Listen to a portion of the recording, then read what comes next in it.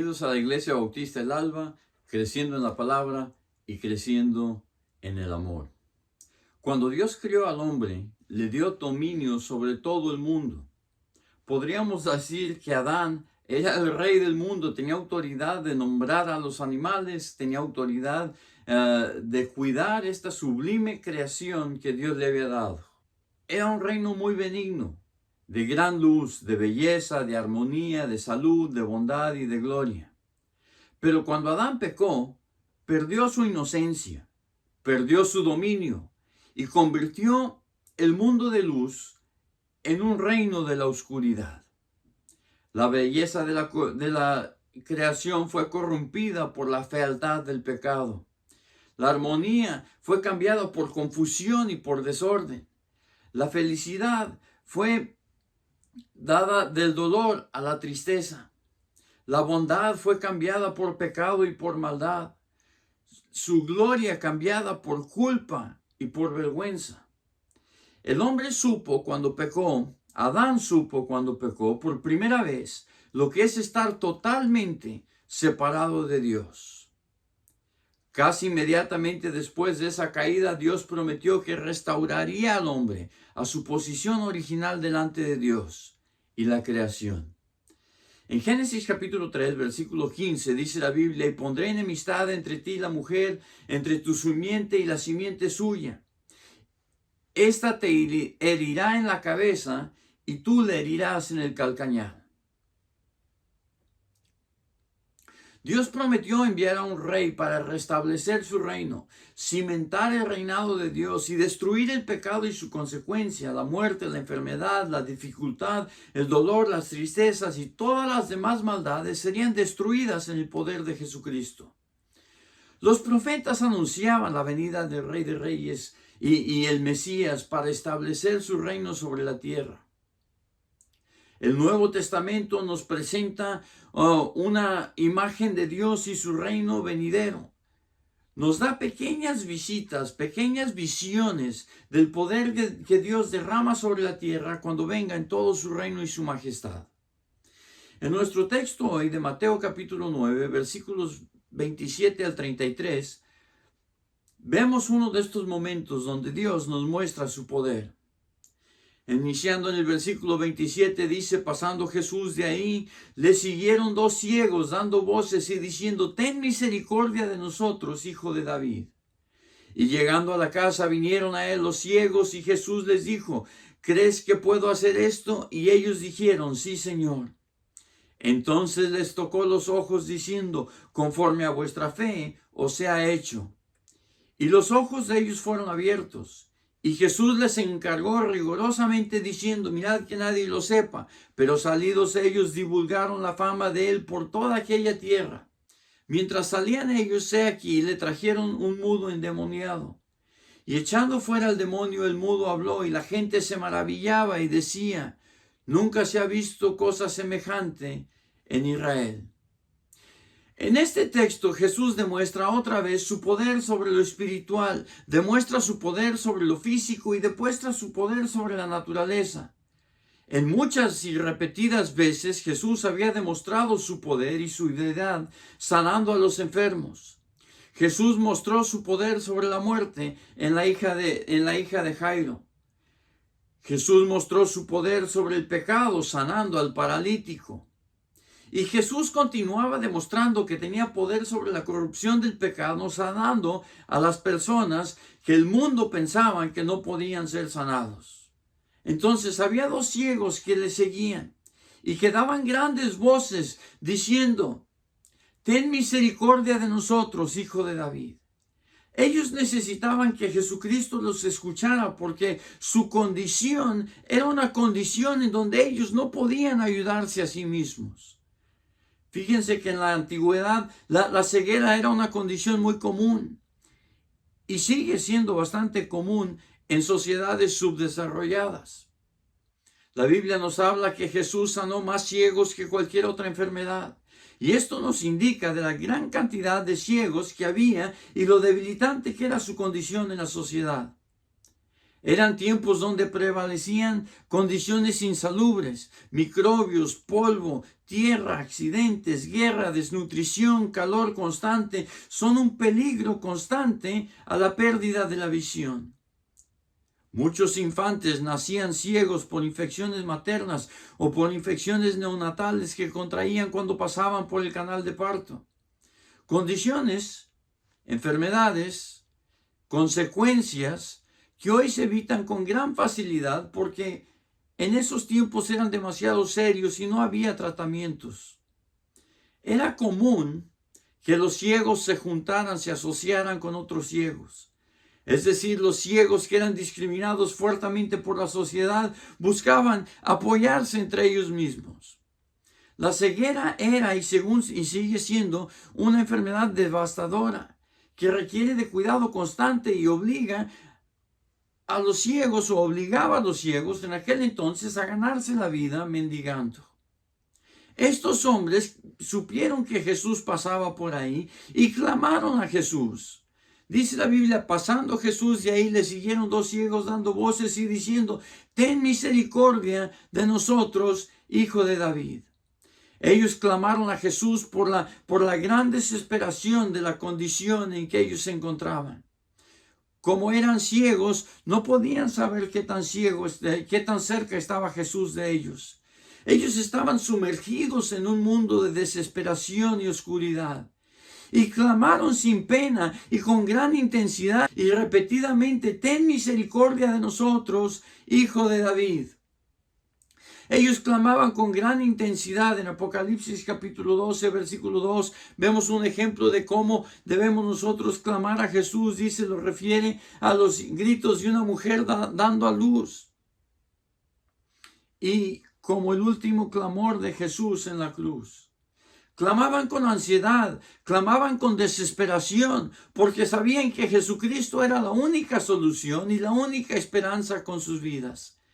Ellos clamaban con gran determinación, porque Jesús era su única esperanza. Estaban ellos determinados a ser oídos. Sabían que Jesús era el único que les podía ayudar.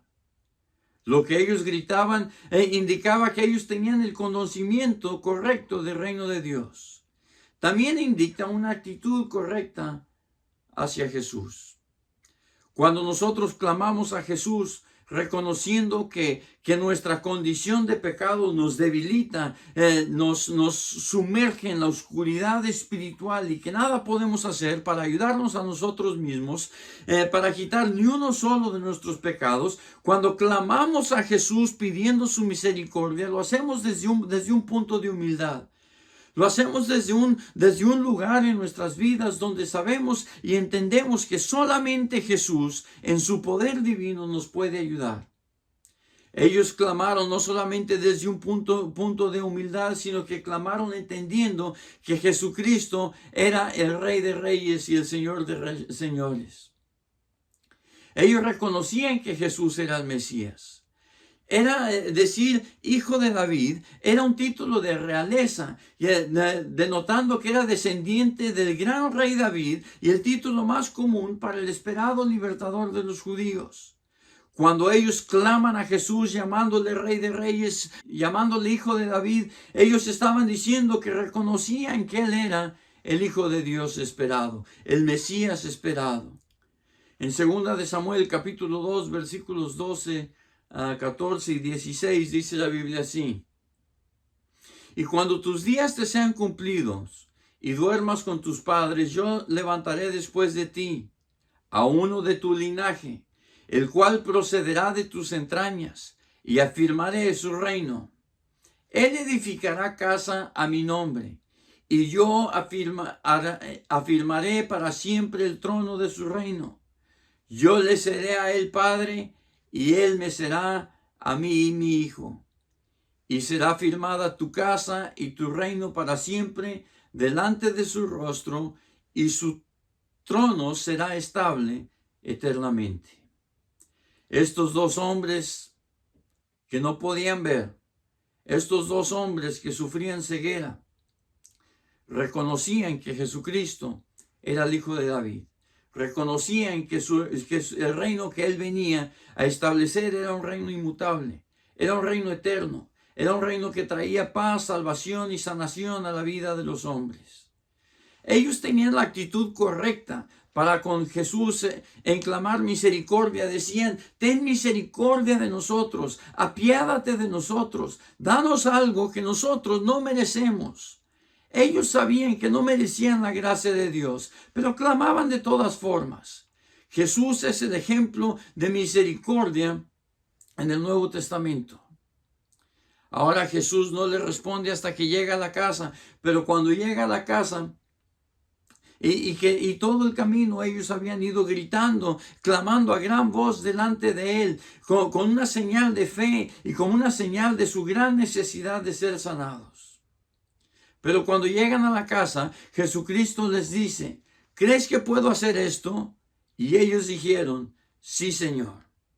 Habían clamado a Jesús con humildad, habían clamado a Jesús buscando misericordia, habían clamado a Jesús reconociendo que Él era el Rey de Reyes y el Señor de Señores, reconociendo su posición como el Mesías que había venido a salvar del mundo. Y ahora ellos reconocen con fe el poder de Jesús para sanar sus vidas. Nosotros como pecadores debemos de reconocer con fe el poder de Jesús para sanar nuestros pecados, para perdonar nuestros pecados y para limpiarnos de toda maldad. En Romanos capítulo 10, versículo 9 dice que si confesáramos con nuestra boca que Jesús es el Señor y creyeres en tu corazón que Dios le levantó de los muertos, serás salvos. Ellos afirmaban su fe con su voz. Ellos afirmaban su fe confesando con su boca que Jesucristo era el Señor. Ellos sin ver creían, sin recursos tenían fe. Dios afirma en esta historia el objeto de nuestra fe. Mucha gente tiene diferentes objetos de su fe, es decir, que tienen fe en diferentes cosas. Creen en cosas que realmente no les pueden ayudar. Muchas personas creen en la bondad del hombre. Muchas personas creen en imágenes que no pueden escucharlos, que no pueden verlos, que no pueden tocarlos y que no tienen el poder para actuar positivamente en sus vidas.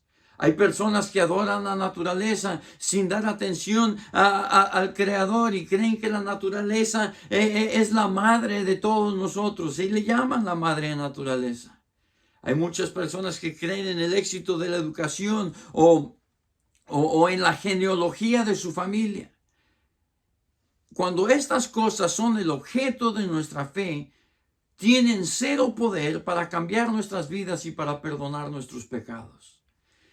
Pero cuando Jesús es el objeto de nuestra fe, Jesús, el que nos puede perdonar, Jesús, el que da misericordia como si fueran dulces en su bolsa. Jesús, el que nos ama. Jesús, el sacrificio perfecto para el mundo.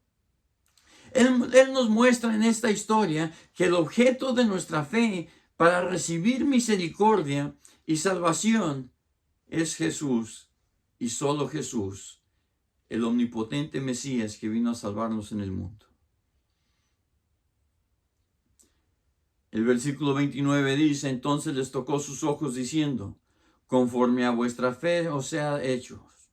Y los ojos de ellos fueron abiertos. Y Jesús les encargó rigurosamente diciendo: mirad que nadie lo sepa, pero salidos ellos, divulgaron la fama de él por toda aquella tierra.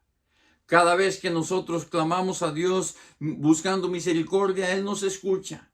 Cada vez que recibimos su misericordia, debemos nosotros pregonarlo en agradecimiento al mundo. Dios desea una relación personal con cada persona que clama a Él buscando misericordia, pero tenemos que reconocer que igual que estos hombres ciegos, vivimos nosotros una ceguera, pero ceguera espiritual. Y que nada podemos hacer para mejorar nuestra visión espiritual. Que solamente Jesucristo, derramando su misericordia y su perdón en nuestras vidas a través del poder de su sacrificio en la cruz, puede cambiarnos, puede salvarnos y puede darnos vida eterna. Si usted no ha creído en Jesucristo como su único y suficiente Salvador, hoy es día de salvación. Padre, gracias en esta mañana por tu amor. Gracias, Señor, porque tú nos perdonas. Gracias, Señor, porque tú eres el Rey de Reyes y Señor de Señores. Y si usted me escucha en esta mañana y no ha puesto su fe y confianza en Jesucristo, si su vida está llena de oscuridad y desesperación, levante su vista, busque a Jesús, clame buscando su misericordia en su vida, sin pena y sin temor. Jesús le va a escuchar, Jesús le va a perdonar sus pecados y Jesús le va a dar vida eterna. Que Dios le bendiga.